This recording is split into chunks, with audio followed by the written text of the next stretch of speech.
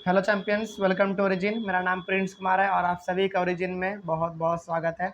इस video lecture के through हम अपने chapter crop production and management को आगे बढ़ाने वाले हैं और इसके एक इम्पॉर्टेंट टॉपिक को डिस्कस करेंगे जिसका नाम है प्रिपरेशन ऑफ सॉइल। हालांकि इसके पहले वाले क्लास में हम लोग ये जान चुके थे कि किस प्रकार से हम लोग खेती कर सकते हैं।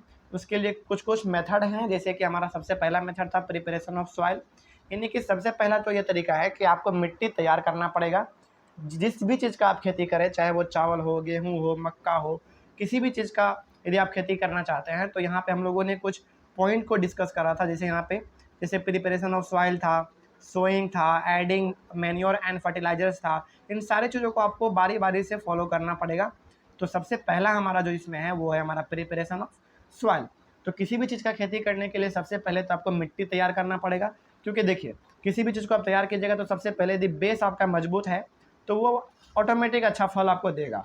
तो सबसे पहला यहाँ पे बेस हमारा होना चाहिए प्रिपरेशन ऑफ सॉइल, यानी कि मिट्टी यदि अच्छा है, यदि मिट्टी अच्छा है तो आपका फसल भी बहुत ही अच्छा होगा। ये तो एकदम बिल्कुल स्वाभाविक सी बात है। तो यहाँ पे सबसे पहला जो हमारा मेथड है किसी भी फसल को तैयार करने के लिए वो है हमारा पहला प्रिपरेशन ऑफ सॉइल। अब प्रिपरेशन ऑफ सॉइल को हम लोग पूरा डिटेल में पढ़ेंगे, हालांकि हर एक मेथड को हम लोग डिटेल में पढ़ेंगे, लेकिन हमारा पहला यहाँ पे है प्रिपरेशन ऑफ सॉइल कि किस प्रकार से हम लोग सॉइल को तैयार कर सकते हैं।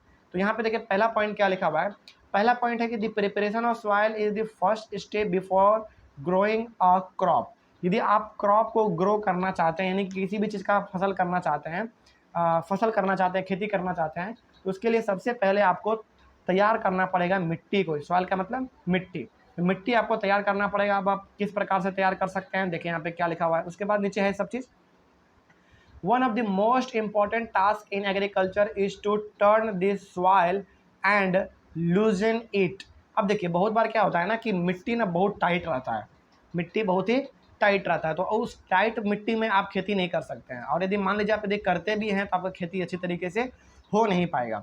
तो सबसे पहला बात तो ये है कि जो आपके खेत का जो मिट्टी है यदि वो टाइट है, बहुत ही ठोस है, बहुत ही सॉलिड है, तो उसको आपको पहले तो लूज करना पड़ेगा, यानी कि उसको तोड़ना पड़ेगा, बहुत ही उसको आप कह सकते हैं कि सॉफ्ट बनाना पड़ेगा। इस प्रकार से आपको बनाना पड़ेगा कि उसमें फसल अच्छी तरीके से हो जाए। तो वो यदि बहुत ही हार्ड है, बहुत ही ठोस है, तो उसको आपको लूज करना पड़ेगा, सॉफ्ट बनाना पड़ेगा। उसके बाद क्या होगा, this allow the roots to penetrate deep into this soil. इससे होगा क्या ना कि यदि आपका मिट्टी यदि ढीला है, यदि आपका मिट्टी बहुत ही ढीला है, उसके बीच में बहुत ही गैप रहता है, तो इससे होगा ना कि जी जो भी चीज़ का आप फसल यहाँ पे लगाएंगे उसका जो रूट होगा, यानी कि जड़ जो होगा, वो ज़्यादा अंदर मिट्टी में जा पाएगा और आपका फसल अच्छी तरीके से हो पाएगा। और ये तभी हो पाएगा जब आपका मिट्टी ढीला रहेगा, यानी कि ढीला रहेगा तभी तो उसको जाने का वहाँ पे मौका मिल पाएगा, जगह मिल पाएगा, स्पेस मिल पाएगा, तभी आपका फसल अच्छी तरीके से हो पाएगा। नहीं तो फिर नहीं हो पाएगा। यदि मिट्टी टाइट है तो फसल अच्छी तरीके से नहीं हो पाएगा। तो सबसे पहला यहाँ पे जो कारण है और जो आपको सबसे पहले करना है वो ये करना है कि यदि आपके फील्ड का, यानी कि आपके खेत का यदि मिट्टी टाइट है, बहुत ही ठोस है, तो उसको आपको लूज करना पड़ेगा, है ना। अब लूज किस प्रकार से आप कर सकते हैं, जरा देखिए यहाँ पे क्या लिखा हुआ है। The loose soil allows the roots to breathe easily even when they go deep into the soil. हालांकि उसके तो हम लोग यहाँ पे देखेंगे, लेकिन पहले यहाँ पे एक पॉइंट लिखा हुआ है। पॉइंट क्या लिखा हुआ है देखिए यहाँ पे, द लूज सॉइल, जो ढीला मिट्टी होगा आपका, जो कि बहुत ही आप उसको लूज कर चुके होंगे, वो रूट को अच्छी तरीके से ऑक्सीजन लेने में मदद करता है। बात समझ में आ रहा है क्या कह रहे हैं।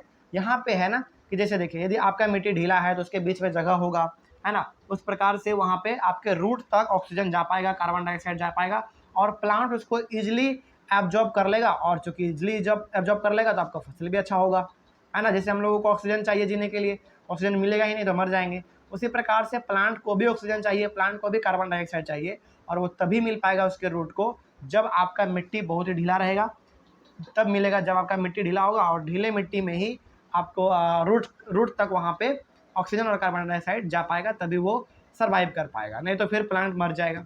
उसके बाद फिर क्या लिखा हुआ है यहाँ पे, the loosened soil helps in the growth of earthworms and microbes present in this soil. अब देखिए यहाँ पे हम लोग अपने पहले लेक्चर में ये डिस्कस किए हुए हैं कि माइक्रोब्स बोले या फिर माइक्रो ऑर्गेनिज्म बोले। हालांकि हम लोग डिस्कस किए थे माइक्रो ऑर्गेनिज्म के बारे में, तो माइक्रो ऑर्गेनिज्म कहे या फिर माइक्रोब्स कहे, दोनों का मतलब आपको सेम समझना है। यानी कि एक ऐसा लिविंग ऑर्गेनिज्म ये है ना जिसको कि आप खुले आंखों से नहीं देख सकते हैं, इसको देखने के लिए आपको माइक्रोस्कोप लगाना ही पड़ेगा। तो बहुत सारे प्लांट ऐसे हैं जिसके कि जड़ में अर्थवॉर्म रहते हैं, यानी कि जो बरसात के समय में बाहर निकलते हैं ना, वो हो गया हमारा अर्थवॉर्म। और बहुत सारे प्लांट में, लगभग हर एक प्लांट में रहता ही रहता है माइक्रो ऑर्गेनिज्म, यानी कि माइक्रोब्स भी रहता है, यानी कि छोटे मोटे लिविंग ऑर्गेनिज्म भी रहता है। और ये दोनों ही बहुत ही ज़्यादा किसी भी क्रॉप के लिए बेनिफिशियल है, बहुत ही ज़्यादा बेनिफिशियल है किसी भी क्रॉप के लिए। यदि किसी भी क्रॉप के जड़ में, यानी कि उसके सॉइल में, मिट्टी में अर्थवॉर्म है, जो कि बरसात के टाइम में निकलता है, जिसको हम लोग केचुआ शायद कहते हैं, है ना, लंबा लंबा रहता है, वो हो गया हमारा। और माइक्रो ऑर्गेनिज्म यानी कि बैक्टीरिया हो गया, फंगी हो गया, फिर से एल्गी हो गया, ये कुछ हमारा माइक्रो ऑर्गेनिज्म का एग्जाम्पल है। यदि ये आपके सॉइल में प्रेजेंट हैं तो आपका फसल बहुत ही अच्छा हो सकता है। और ये तभी प्रेजेंट रहेंगे जब आपका मिट्टी ढीला रहेगा, है ना, यानी कि मिट्टी के बीच में स्पेस रहेगा। तो मिट्टी का ढीलापन होना बहुत ही ज़रूरी है आपके अच्छे फसल के लिए। उसके बाद फिर क्या लिखा हुआ है, these organisms are friends of the farmer because they further turn and loosen the soil and adds humus to it. अब यहाँ पे बहुत ही बड़ी बात यहाँ पे कहा गया है कि ये अर्थवॉर्म और माइक्रो ऑर्गेनिजम्स यानी कि माइक्रोब्स, ये दोनों जो है ना किसानों का बहुत ही अच्छा दोस्त होता है। दोस्त क्यों यहाँ पे क्यों लिखा गया है, इसलिए लिखा हुआ है ना क्योंकि देखिए किसान अपने खेतों में क्या करते हैं, किसान अपने खेतों में क्या करते हैं, वो अपनी मिट्टी को ढीला करते हैं अच्छे फसल के लिए, या फिर आप किसान उसमें खाद्य पदार्थ मिलाते हैं ना। अब चूंकि किसान इन चीज़ों को मिलाते ही हैं, इसके बदले में ये अर्थवर्म और माइक्रोस्कोप्स भी, माइक्रो ऑर्गेनिज्म भी, सॉरी माइक्रोस्कोप नहीं, अर्थवर्म और माइक्रो ऑर्गेनिज्म यानी कि माइक्रोब्स, ये दोनों भी किसानों का हेल्प करते हैं किस चीज़ के लिए, मिट्टी को ढीला करने के लिए और उसमें फर्टिलाइजर यानी कि खाद्य पदार्थ, सब सारा चीज़ मिलाने के लिए। अब सवाल ये है कि ये मिलाते कैसे होंगे। देखिए ये मिलाते कैसे हैं, देखिए चूंकि अर्थवर्म है तो अर्थवर्म तो हमेशा जिंदा रहेंगे नहीं, एक समय ऐसा भी आता है जब ये मर जाते हैं, माइक्रो ऑर्गेनिज्म भी मर जाते हैं। अब चूंकि ये मर चुके हैं तो ये मरेंगे तो वहीं सॉइल में ही रह जाएंगे मर के, और ये जब मर जाते हैं और वो सॉइल में ही रह जाते हैं तो ये बहुत ही अच्छा काम करते हैं आप कह सकते हैं न्यूट्रिएंट्स का कह सकते हैं, फिर से फर्टिलाइजर यानी कि खाद्य पदार्थ का कह सकते हैं, केमिकल का कह सकते हैं। तो ये जो है ना अर्थवर्म और माइक्रोब्स, ये दोनों बहुत ही अच्छा काम करते हैं किसी भी प्लांट को न्यूट्रिएंट्स प्रोवाइड करने में, फिर से फर्टिलाइजर प्रोवाइड करने में, इन सब चीज़ों के लिए मदद करते हैं। और ये किसानों का अच्छा दोस्त इसलिए है क्योंकि किसानों का ये हेल्प करते हैं किसी भी क्रॉप के प्रोडक्शन को अच्छा बनाने के लिए। और यहाँ पे जो एक नया वर्ड आपके लिए लिखा हुआ है, ये लिखा हुआ है यहाँ पे ह्यूमस। ह्यूमस क्या होता है, देखिए ह्यूमस ये होता है ना, जैसे देखिए आपके गार्डन में सूखा पत्ता होगा, फिर से पेड़ का टहनी होगा, फिर से आपके घर में किसी चीज़ का छिलका होगा, जैसे खीरा हो गया, फिर से प्याज हो गया, फिर से कद्दू हो गया, इन सभी चीज़ों का जो छिलका है ना, यही हमारा, इन्हीं सब चीज़ों को आप क्या कीजिए एक जगह इकट्ठा कर दीजिए। इकट्ठा करने के बाद एक गड्ढे में इसको दफन कर दीजिए। दफन करने के बाद जब आप इसको 1 से 2 महीने के बाद देखेंगे तो ये जो आप जो भी उसमें डाले हैं, किसी भी चीज़ का छिलका हो, पेड़ का टहनी हो गया, फिर से पेड़ का पत्ता हो गया, इन सभी चीज़ों को आप जब एक साथ डाल देंगे तो वो पूरा का पूरा मिट्टी का रूप ले चुका होगा और वो मिट्टी बहुत ही अच्छा खाद का काम करता है ना। तो ये सारा का सारा काम आप बाहर से भी कर सकते हैं, और यदि नहीं भी करते हैं तो कोई दिक्कत वाली बात नहीं है, ये सारा काम आपका अर्थवर्म और माइक्रो ऑर्गेनिज्म आपका यहाँ पे कर देता है। इसीलिए ये दोनों जो है ना माइक्रो ऑर्गेनिज्म और अर्थवर्म, ये दोनों किसी भी किसान के लिए फ्रेंड का काम करते हैं, दोस्ती का काम करते हैं किसी भी क्रॉप के अच्छे फसल के लिए। तो हमेशा याद रखिएगा कि कोई पूछे कि बेटा बताओ कि अर्थवर्म और माइक्रो ऑर्गेनिज्म किसान का दोस्त क्यों माना जाता है, इसलिए माना जाता है क्योंकि ये दोनों ना किसान का बहुत ही ज़्यादा हेल्प करते हैं किसी भी फसल को अच्छा बनाने में। अब सवाल ये है कि किस प्रकार से हेल्प करेगा, तो ये क्या करता है, ह्यूमस ऐड करता है। ह्यूमस का मतलब ये कि प्लांट को एक नेचुरल न्यूट्रिएंट्स देता है जिसमें कि कोई भी खाद्य पदार्थ देखने को नहीं मिलता है। हालांकि किसान तो अपना खाद देता ही बगल से है, अलग से तो वो देता ही देता है, लेकिन ये जो ह्यूमस है ना, जो कि क्रिएट कौन करता है, ये अर्थवर्म करता है और माइक्रोब्स करता है। ये ह्यूमस उसको प्रोवाइड किया जाता है इन दोनों के बदले, इन दोनों के बदौलत, और ये हमारा हो गया फ्रेंड का ये काम करता है किसान के लिए। हालांकि हम लोग ह्यूमस अपने से भी ऐड करके इसमें दे सकते हैं। हम अपने गार्डन का जो भी पत्ता हो सकता है, जो भी पेड़ का टहनी हो गया, इन सभी को एक जगह इकट्ठा करके यदि हम लोग दफन करके उसको खेत में यदि छीटें तो वो हमारा बहुत ही अच्छा नेचुरल फर्टिलाइजर का काम कर सकता है, यानी कि नेचुरल खाद का ये काम कर सकता है। यदि आप नहीं भी करते तो कोई दिक्कत वाली बात नहीं है, क्योंकि अर्थवर्म और माइक्रोब्स जो है ना वो कर देता है। तो इसीलिए ये दोनों हमारा फ्रेंड का काम करता है, कौन, माइक्रो ऑर्गेनिज्म और अर्थवर्म, यानी कि माइक्रोब्स बोल दीजिए, दोनों बात सेम है।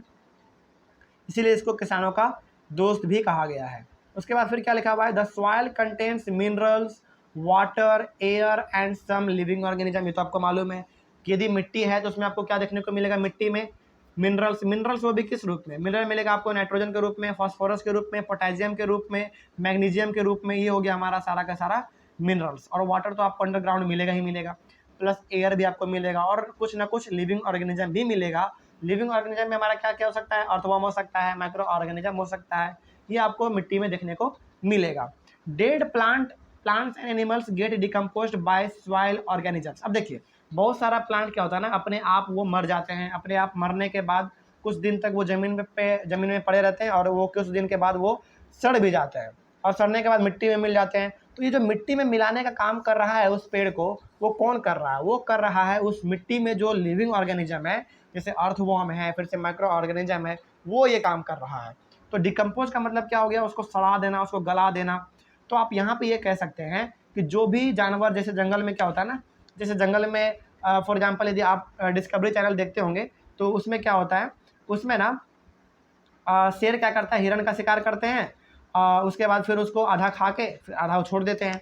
फिर वो जो आधा छोड़ देता है ना, फिर उस पर आधा काम शुरू कौन करता है, आधा काम शुरू करता है उसमें माइक्रो ऑर्गेनिज्म, यानी कि बैक्टीरिया, ये सब अपना काम शुरू कर देता है उसमें, और उसको पूरा का पूरा खत्म कर देता है।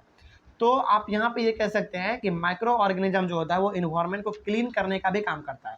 अब आप जरा सोचिए कि इतना बड़ा हमारा जंगल है, जैसे इंडिया में ही बहुत सारा हमारा नेशनल पार्क है जहाँ पे कि शेर खुले आम घूमते हैं, और वो हिरन का शिकार भी करते हैं। वो डेली कितने हिरन को मारा करते होंगे।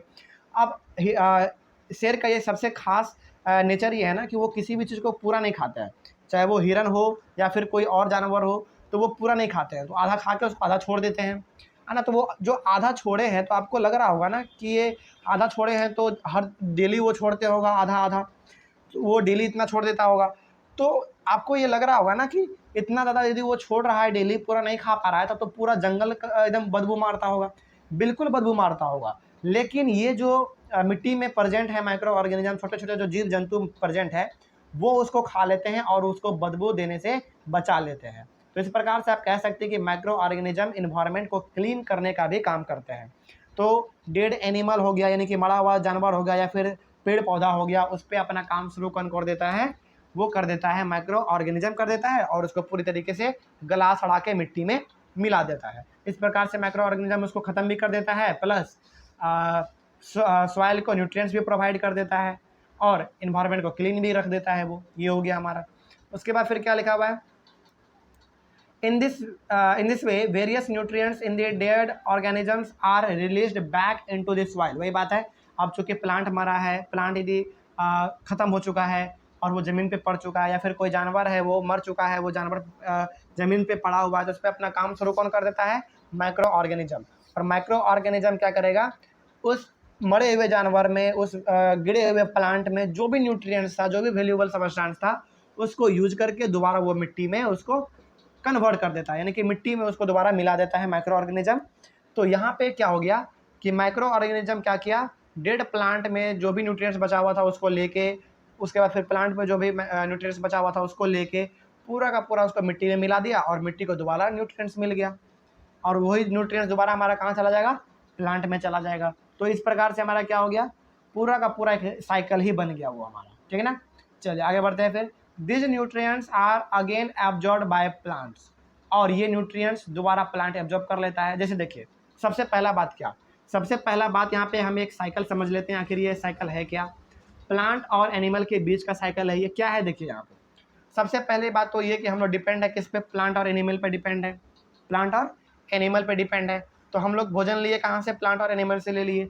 उसके बाद हम लोग मर गए, प्लांट भी मर गया, एनिमल, फिर से हम लोग ह्यूमन बींग भी मर गए। तो फिर हम लोग मिट्टी में जाएंगे, मिट्टी में जाने के बाद हम, मेरे अंदर जो भी न्यूट्रिएंट्स होगा, जो भी प्रोटीन होगा, वो सारा का सारा माइक्रो ऑर्गेनिज्म अपना ले लेगा। फिर वो माइक्रो ऑर्गेनिज्म क्या करेगा, वो प्रोटीन न्यूट्रिएंट सारा का सारा दे देगा किसको, मिट्टी को दे देगा। फिर प्लांट क्या करेगा, उस मिट्टी से उस न्यूट्रिएंट को लेगा और अपना भोजन बनाएगा। भोजन बनाने के बाद फिर से हम लोग प्लांट से भोजन लेंगे, फिर से हम लोग मरेंगे, फिर माइक्रो ऑर्गेनिज्म हमारा न्यूट्रिएंट्स को कन्वर्ट करेगा सॉइल में। यानी कि ये पूरा का पूरा साइकिल जो है हमारा वो चलता रहता है। ये हो गया हमारा। फिर this nutrients are again absorb by plants, दोबारा वो न्यूट्रिएंट्स हमारा जो है जो माइक्रो ऑर्गेनिज्म के द्वारा लिया गया है वो दोबारा हमारा मिट्टी में जाएगा और दोबारा मिट्टी से हमारा प्लांट ले लेगा, कोई दिक्कत नहीं इसमें। आगे बढ़ते हैं फिर। अब यहाँ पे लिखा हुआ है टिलिंग और प्लोइंग, ये क्या है इसको समझते हैं जरा। टिलिंग और प्लोइंग क्या है, देखिए the process of loosening and turning of the soil is called tilling और प्लोइंग। देखिए आपको ये एनसीईआरटी बुक में ना बार बार मिलेगा, टिलिंग और प्लोइंग दोनों अलग अलग टर्म नहीं है, हाँ टर्म अलग अलग है लेकिन इसका जो मायने है, इसका जो मीनिंग है वो दोनों का सेम है। टिलिंग और प्लोइंग का मतलब ही होता है कि ऐसा प्रोसेस जिसके दौरान आप क्या करते हैं, अपनी मिट्टी को ढीला करते हैं, यानी कि अपनी मिट्टी को लूज करते हैं। तो जब आप मिट्टी को ढीला कर रहे होते हैं किसी भी तरीके से, मिट्टी को जब आप लूज कर रहे होते हैं तो वही हमारा प्रोसेस होता है टिलिंग और प्लोइंग का, इसको याद रखिएगा। टिलिंग और ploughing is done with the help of a plug. Tilling और प्लोइंग जो है ना वो टिलिंग और प्लोइंग हालांकि पहले तो प्लग से होता था। प्लग हमारा मेनली एक होता है हल। हल यदि आपको देखना हो तो आप पेज नंबर एनसीईआरटी के पेज नंबर 3 में देख सकते हैं। आप यहाँ पे एक हल का पिक्चर बना हुआ है, वही हो गया हमारा प्लग। और हालांकि ये आजकल यूज नहीं होता है क्योंकि हल बहुत ही पहले यूज होता था जब हमारे पास ट्रैक्टर नहीं था, यानी कि मॉडर्न टेक्नोलॉजी हमारे पास नहीं था। तो उस समय पे हम लोग ट्रैक्टर का यूज नहीं करते थे, हालांकि ट्रैक्टर तो उस समय पे था ही नहीं। तो हम लोग उस समय पे हल का यूज करते थे और उस समय पे हम लोग अपने मिट्टी को ढीला क्या करते थे, यानी कि लूज क्या करते थे। लेकिन आज तो ट्रैक्टर आ गया है। तो ploughs are made of wood और आयरन। तो पहले जो प्लग इस्तेमाल किया जाता था, यानी कि जो हल इस्तेमाल किया जाता था वो मिट्टी बोल रहे लकड़ी का ही बना रहता था और आयरन का भी बना रहता था। हाँ, हालांकि मिट्टी का ही ज़्यादा बना हुआ देखने को आपको मिलता होगा, आयरन का बहुत ही कम देखे होंगे आपको। मिट्टी नहीं, लकड़ी का आपको देखने को ज़्यादा मिलता होगा। तो ये हो गया हमारा प्लग। उसके बाद if the soil is very hard, यदि सॉइल बहुत ही ज़्यादा हार्ड है, यानी कि बहुत ही ज़्यादा ठोस है मिट्टी, then it may need watering before ploughing. अब देखिए, अब होता क्या है ना, यदि आपका मिट्टी बहुत ही ज़्यादा ठोस है और वो मिट्टी आपके हल से वो इजीली लूज नहीं हो पा रहा है, यानी कि इजीली ढीला नहीं हो पा रहा है, तो आप क्या कीजिए उसमें थोड़ा सा पानी मिला दीजिए, यानी कि पानी का छिड़काव कर दीजिए। उसके बाद पानी का जब आप छिड़काव करेंगे तो आपका मिट्टी अपने आप गीला हो जाएगा और उसके बाद आप उसको लूज कर सकते हैं, यानी कि उसको टाइट था उसको ढीला कर सकते हैं। तो यदि आपका मिट्टी बहुत ही ज़्यादा ठोस है तो उसमें आप वाटर को मिला के कर सकते हैं। अब यहाँ पे एक नया टर्म है आपके लिए, क्रम्स। ये क्रम्स क्या है, देखिए द प्लग्ड फील्ड में have big clumps of soil is called crumbs. अब देखिए बहुत बार क्या होता है ना कि आपके फील्ड में बहुत ही बड़ा बड़ा मिट्टी का चट्टान जैसा रहता है। हालांकि चट्टान बड़ा तो नहीं रहता है लेकिन बहुत छोटा रहता है। हम लोग उसको अपने आम भाषा में ढेला कहते हैं, ढेला कहते हैं ना। तो वो हो गया हमारा क्रम्स। तो जो आपके खेत में जो बड़ा बड़ा ढेला देखने को मिलता होगा, मिट्टी का जो चट्टान देखने को मिलता होगा, उसी को हम लोग कहते हैं क्रम्स। तो it is necessary to break this crumbs. उस क्रम्स को, यानी कि उस मिट्टी के चट्टान को, ढेले को हमको क्या करना पड़ेगा, ब्रेक करना पड़ेगा, तोड़ना पड़ेगा, तभी आप उसमें अच्छी तरीके से फसल उपजा पाएंगे।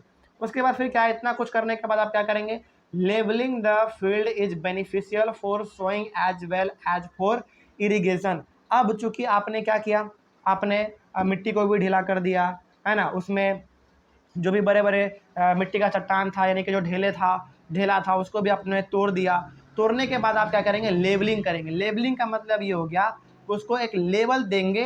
अब हम लोग इसको गांव में कहते हैं क्या, चौकी करना। गांव में इसको क्या कहते हैं हम लोग, चौकी करना। चौकी करने का मतलब ये हो गया कि पूरे खेत को एक लेवल में ला दीजिए।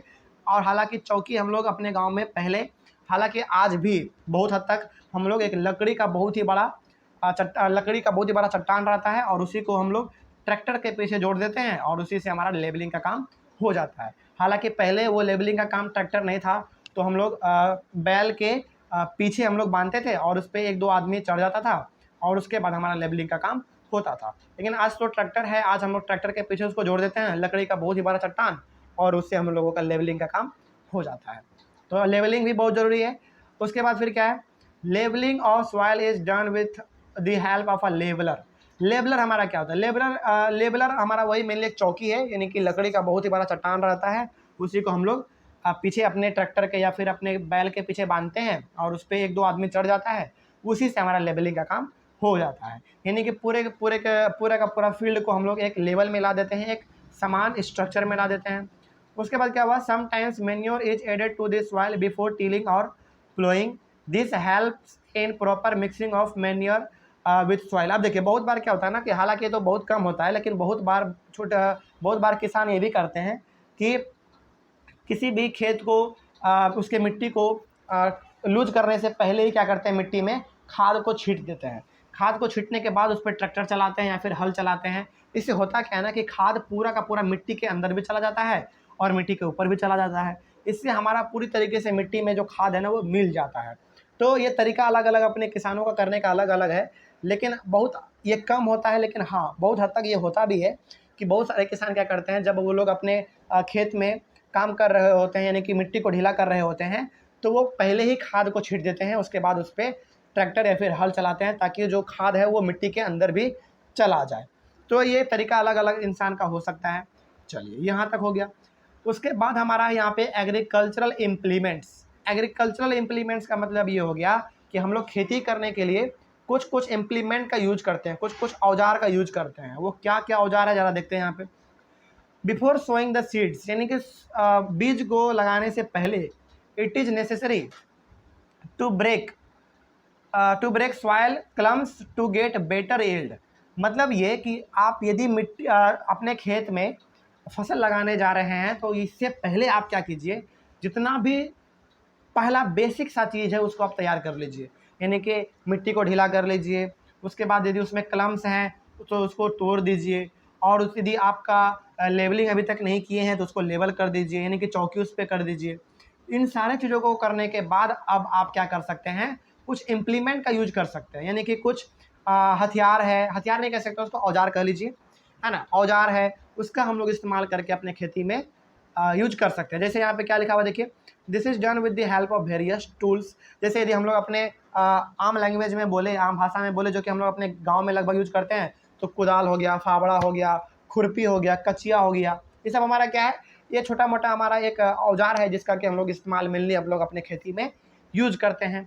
तो यहाँ पे लिखा हुआ the main tools use for this purpose are plough, hoe and cultivator. हालांकि यहाँ पे तो बहुत कम दिया हुआ है, लेकिन आप लोग जानते होंगे, यदि आप कभी गांव गए होंगे तो इनसे भी बहुत ही ज़्यादा और बहुत ही अच्छा औजार आपको देखने को मिला होगा। खैर यहाँ पे 3 दिया हुआ एनसीईआरटी में, तो इसके बारे में हम लोग को पढ़ना पड़ेगा। पहला है हमारा प्लग के बारे में, फिर हो के बारे में, फिर कल्टीवेटर के बारे में, जानते हैं यहाँ पे क्या क्या है। हालांकि इसके बारे में आप लोग इससे भी बेटर जानते होंगे, क्योंकि यदि आप गाँव गए होंगे तो आपको कुदाल भी देखने को मिला होगा, फावड़ा भी देखने को मिला होगा, फिर से कचिया देखने को मिला होगा, खुरपी देखने को मिला होगा, और भी बहुत तरह के औजार आपको देखने को मिले होंगे। लेकिन यहाँ पे हम लोगों को 3 पढ़ना है, तो सबसे पहला हमारा है प्लग। प्लग के बारे में क्या देखें, यहाँ पे प्लग का पिक्चर यदि आपको देखना हो तो मेनली हम लोग प्लग कहते हैं हल को, और वो आपका एनसीईआरटी बुक यानी कि पेज नंबर 3 में दिया हुआ है, वहाँ से आप देख सकते हैं प्लग आखिर क्या है। देखते हैं इसके बारे में। देखिए यहाँ पे क्या लिखा हुआ, it is used since ancient times for tilling the soil. Tilling बोले या प्लोइंग बोले, बात तो सेम है, अब आपको मालूम चल जाएगा। और ये टीलिंग और प्लोइंग हमारा क्या था, एक प्रोसेस जिससे कि हम लोग अपने मिट्टी को यानी कि अपने सॉइल को लूज करते हैं, ढीला करते हैं। soil, adding fertilizers to the crops, removing the weeds and turning the soil।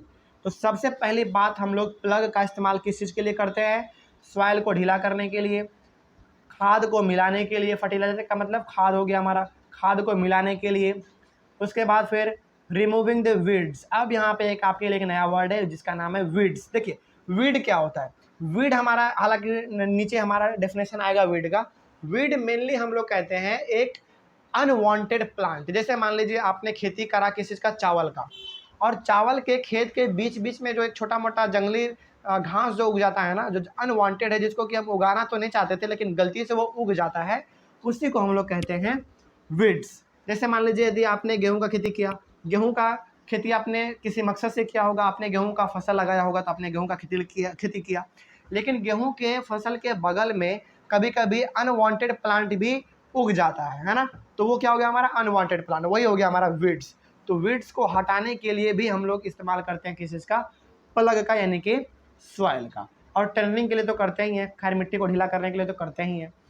उसके बाद फिर क्या लिखा हुआ है यहाँ पे, this is made of would and is drawn by a pair of bulls और अदर एनिमल्स। हॉर्स हो गया, फिर से कैमल हो गया। देखिए हालांकि जो प्लग है ना वो लकड़ी का भी बना हुआ रहता है और लोहे का भी बना हुआ रहता है। इसका इस्तेमाल मेनली हम लोग पहले किस किस जानवरों के साथ करते थे। सबसे पहला इसका इस्तेमाल हम लोग क्या करते थे, देखिए यहाँ पे पेयर ऑफ बुल्स, यानी कि बैल रहता था, 2 बैल रहता था, उसके पीछे हम लोग एक रस्सी से उस हल को हम लोग रस्सी नहीं कह सकते हैं, हालांकि यहाँ पे देखिए आप, यहाँ पे लकड़ी ही है, उसके कंधे पे हम लोग उस लकड़ी को रखते थे और हम लोग अपने हल को मिट्टी में अंदर गाड़ के यानी कि अंदर डाल के हम लोग इसका फिर से मिट्टी को ढीला क्या करते थे। ये हो गया हमारा। तो पहले हम लोग इसका इस्तेमाल बैल के मदद से क्या करते थे, फिर से बहुत जगह पे घोड़े से भी किया जाता है, फिर से बहुत जगह पे ऊँट से भी किया जाता है ना। तो ये कुछ जानवर है जिसके मदद से हम लोग प्लग का इस्तेमाल कर सकते हैं। उसके बाद यहाँ पे देखिए एक वर्ड लिखा हुआ प्लग शेयर।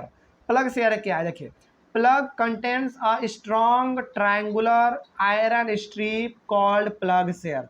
और ये प्लग शेयर का आपका जो स्ट्रक्चर है ना, वो आपको पेज नंबर 3 में आपको एनसीईआरटी में देखने को मिल जाएगा।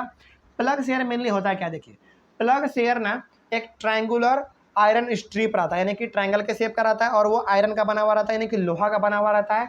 और वही आयरन स्ट्रिप हमारा मिट्टी के अंदर जाता है और वही हमारे मिट्टी को कोड़ता है प्लस उसको लूज भी करता है। तो प्लग शेयर हमारा मेनली क्या एक ट्रायंगुलर शेप का स्ट्रक्चर है जो कि मिट्टी के अंदर जाता है और मिट्टी को ढीला करने का काम करता है। उसके बाद फिर हमारा क्या यहाँ पे फिर प्लग शाफ्ट है। प्लग शाफ्ट क्या है, the main part of the plug is a long log of would which is called a plug shaft. अब देखिए यहाँ पे एक बहुत ही बड़ा लंबा सा लकड़ी रहता है ना, बहुत देखिए आप फिगर नंबर 3 में देख सकते हैं, वो हो गया हमारा प्लग शाफ्ट और यही हमारा मेन पार्ट भी है ना। उसके बाद फिर क्या हुआ, देखिए there is a handle at one end of this shaft. और यही प्लग शाफ्ट के ऊपर में ना एक हैंडल रहता है जो कि बैल के कंधे पे रखा हुआ रहता है। आप फिगर में भी यहाँ पे देख पा रहे होंगे, एक किसान है जो कि अपना हल से खेत का जुताई कर रहे हैं। तो एक हैंडल भी रहता है जो हैंडल बैल के कंधे पे लगा हुआ रहता है। The other end is attached to a beam which is placed on the bull's neck. वही हो गया हमारा, हैंडल के बारे में बात कर रहा है जो कि बैल के गर्दन से जुड़ा हुआ रहता है हमारा। One pair of bull and a man can easily operate the plug. अब देखिए यदि आप हल से खेती करना चाहते हैं तो इसके लिए ज़्यादा आदमी का जरूरत नहीं है। इसके लिए यदि आपके पास 2 बैल है और एक इंसान है यानी कि आदमी है जो कि उसको ऑपरेट करेगा, तो हमारा काम उससे बन सकता है। ठीक है, मतलब ये कि एक अकेला आदमी इसको काम खेत का जुताई कर सकता है हल से। लेकिन यहाँ पे एक और चीज़ लिखा हुआ है, now a days iron plug is used. आज के रेट में लकड़ी वाला तो यूज होता ही होता है, प्लस आयरन वाला भी आ गया है। लेकिन आज के समय में हल का सिस्टम बहुत हद तक हट चुका है। अब हमारे पास ट्रैक्टर आ चुका है और ट्रैक्टर से ही हमारा जुताई हो जाता है। उस ट्रैक्टर के पीछे एक खास इम्प्लीमेंट लगा रहता है, एक औजार लगा रहता है बहुत बड़ा, वही हमारा जुताई का काम कर देता है ना। तो ये हो गया हमारा प्लग के बारे में। अब है हमारे यहाँ पे हो क्या है, देखते हैं यहाँ पे। देखिए it is a simple tool which is use for removing weeds and for loosening the soil. देखिए हो का भी हम लोग इस्तेमाल करते हैं किस चीज़ के लिए, वीड्स को हटाने के लिए। देखिए वीड्स का मतलब वही हो गया ना जो हम लोग अभी तुरंत डिस्कस किए थे। वीड्स का मतलब अनवांटेड प्लांट, जिसको आप उगाना तो नहीं चाहते थे लेकिन गलती से वो उग गया है। और ये वीड क्या करता है, आपके मेन क्रॉप में मतलब कि जो आप उगाना चाहते थे उसके प्रोडक्शन में ये बाधा डालता है, तो हम लोगों को इसको हटाना पड़ता है। तो हो का हम लोग इस्तेमाल मेनली वीड्स को हटाने के लिए भी करते हैं और मिट्टी को ढीला करने के लिए भी यूज करते हैं। और it has a long rod of wood और आयरन। इसका भी जो है ना एक बड़ा सा रॉड रहता है जो कि मिट्टी बार बार बोला जा रहा है लकड़ी और आयरन का बना हुआ रहता है। इसका डायग्राम आप फिगर नंबर यहाँ पे 1.1 में देख सकते हैं, पेज नंबर 4 एनसीईआरटी का चैप्टर नंबर 1 में। ये हमारा है ना, ये हो गया हमारा। इसका भी कुछ स्ट्रक्चर जो है ना हल के जैसा ही देखने में लगता है ना, बिल्कुल एक हल के जैसा ही देखने को लगता है। बस फर्क ये है ये एक आयरन का बना हुआ रहता है ना। चलिए, a strong broad and bent plate of iron is fixed at one of its end works like a blade. ये मेनली आप कह सकते हैं कि हल के जैसा ही है, इसमें कोई बदलाव भी देखने को आपको नहीं मिलेगा, ये हल के जैसा ही है। बस फर्क ये है कि ये हमारा ना आयरन का बना हुआ रहता है। ठीक है, आगे बढ़ते हैं फिर। It is pulled bye animal, ये भी एनिमल के द्वारा खींचा जाता है। देखिए आज के समय में हम लोग वीड को हटाने के लिए मेनली इस्तेमाल करते हैं क्या चीज़, यदि अपने हाथ से यदि हटाना हो तो हम लोग इस्तेमाल करते हैं खुरपी का, है ना। खुरपी का हम लोग इस्तेमाल करते हैं। हालांकि ये तो हो गया हो हमारा थोड़ा बड़ा सा औजार है जो कि हम लोग जानवर के साथ यूज कर सकते हैं इसको हम लोग, ठीक है ना। ये हो गया हमारा हो के बारे में। उसके बाद है फिर हमारा कल्टीवेटर। कल्टीवेटर क्या देखें यहाँ पे, now a days plugging is done by tractor यानी कि ड्रिवन कल्टीवेटर। मतलब ये कि जो आपका पूरा का पूरा काम आसान कर दे। मतलब ये कि ट्रैक्टर आप देखे होंगे, इसका सबसे अच्छा एग्जाम्पल है। ट्रैक्टर हमारा क्या कल्टीवेटर है, मतलब कि ये पूरा का पूरा कल्टीवेशन का काम करता है हमारा, यानी कि पूरा का पूरा जुताई का जो भी हमारा काम होता है वो ट्रैक्टर आज कर देता है हमारा। तो the use of tractor saves labour and time. पहली बात तो ये कि ट्रैक्टर हमारा क्या एक मॉडर्न टेक्नोलॉजी है ना। ट्रैक्टर 10 आदमी के बराबर अकेला काम करता है। तो ये क्या करता है, पहली बात तो लेबर बचाता है, यानी कि लेबर का ये बचत करता है। जैसे जहाँ पे 10 लेबर लगे हुए हैं तो ट्रैक्टर वो अकेला काम कर देता है। दूसरी बात ये टाइम करता है, टाइम बचाता है। ये जहाँ पे 10 दिन लग रहा है वहाँ पे ये 1 घंटे में काम कर देता है। तो ट्रैक्टर भी हमारा क्या हो गया, एक ऐसा टेक्नोलॉजी है जो कि हमारे फसल को उपजाने में मदद करता है और बहुत ही हद तक मदद करता है। तो ये हमारा कल्टीवेटर का एग्जांपल कौन हो गया, हमारा ट्रैक्टर हो गया, जो कि आज हम लोग इस्तेमाल करते हैं मेनली, है ना। चलिए यहाँ तक समझ में आ गया होगा। आगे आने वाले क्लास में हम लोग पढ़ेंगे सोइंग के बारे में। और सोइंग मेनली हमारा एक प्रोसेस है जिसमें कि हम लोग बीज का रोपण करते हैं, यानी कि बीज को हम लोग लगाते हैं। तो यहाँ पे हम लोग अपने पहले एक्टिविटी को हम लोग देख चुके हैं, प्रिपरेशन ऑफ सॉइल को, यानी कि मिट्टी को किस प्रकार से हम लोग तैयार करेंगे। अब चूंकि मिट्टी तैयार हो चुका है तो अब हम लोग बीज को रोपना शुरू करेंगे और वही हमारा प्रोसेस कहलाएगा सोइंग। इसको हम लोग अपने नेक्स्ट वीडियो में देख लेंगे। तब तक के लिए thank you very much and have a nice day.